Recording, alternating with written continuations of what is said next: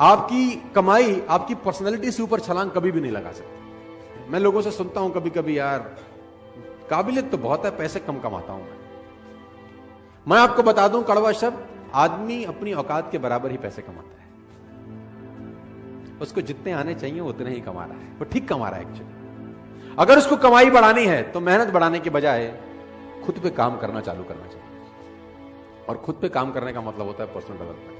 कहते हैं कि पूरी दुनिया की अगर दौलत आप इकट्ठी कर लें, पूरी दुनिया की दौलत को आप इकट्ठा कर रहे हैं और सब लोगों में बराबर बांट दें, 2 साल के अंदर अंदर वो उन लोगों के पास लौट आती है जहां से निकली होती है। पैसा कमाना और पैसे को संभालना दोनों अलग अलग बातें। लर्निंग, रीडिंग, अगर आप आगे बढ़ना चाहते हैं यू हैव टू लर्न। पैसे कमाना चाहते हैं you have to learn. Personality wise कुछ ग्रो करना चाहते हैं तो यू हैव टू। बिना सीखे इस दुनिया में कोई आगे।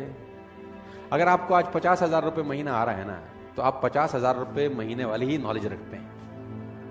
अगर आप चाहते हैं कि आपको 2 लाख रुपए महीना आए, तो दोस्त 2 लाख रुपए कमाने के पीछे मत भागो, पहले 2 लाख रुपए वाली नॉलेज इकट्ठा करो। 2 लाख अपने आप तुम्हारे पीछे आ जाते हैं।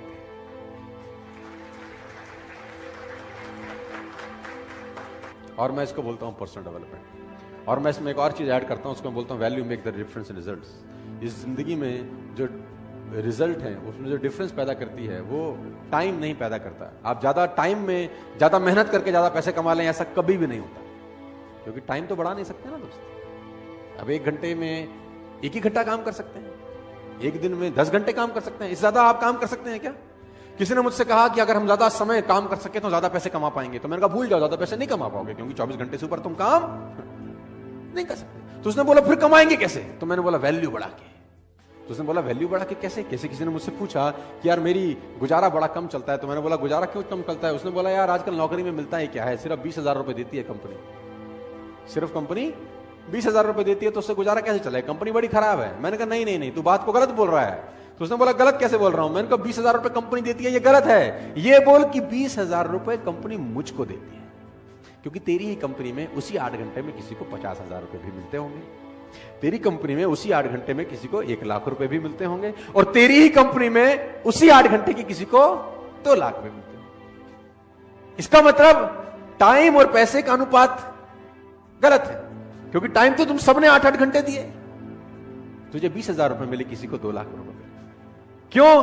क्योंकि तू 20,000 का वैल्यू का आदमी है और वो 2 लाख रुपए की वैल्यू का आदमी है। इसका मतलब टाइम बढ़ा के पैसे नहीं आएंगे, वैल्यू बढ़ा के पैसे आएंगे। यस, सवाल यह आता है क्या वैल्यू बढ़ाई जा सकती है? तो जवाब आता है हां। क्या आप 8 ही घंटे में उतनी मेहनत में ज्यादा पैसे कमा सकते हैं? मैं बोलता हूं हां। क्या आप उसी 8 घंटे में डबल पैसे कमा सकते हैं, 4 गुना कमा सकते हैं, 10 गुना कमा सकते हैं? मैं कहता हूं आप 100 गुना पैसे कमा सकते हैं उसी 8 घंटे में, लेकिन पहले आपको 100 गुना अपनी वैल्यू बढ़ानी पड़ेगी दोस्त। बिना वैल्यू बढ़ाए आप जिंदगी में पैसे नहीं कमाएंगे। आप इस बात को आज समझ लें, कल समझ लें, 10 साल बाद समझें, 50 साल बाद समझें, मैं आपको याद आता रहूंगा कि बोलता ठीक था। You have to increase your knowledge first if you want to increase your income. Problem क्या है कि जितनी जानकारी आपके पास 1 साल पहले थी उतनी ही जानकारी आज है। जानकारी में कुछ बढ़ोतरी हुई क्या? और मजे की बात तो है कि अच्छी आदतें डालनी पड़ती हैं, बुरी अपने आप डल जाती है।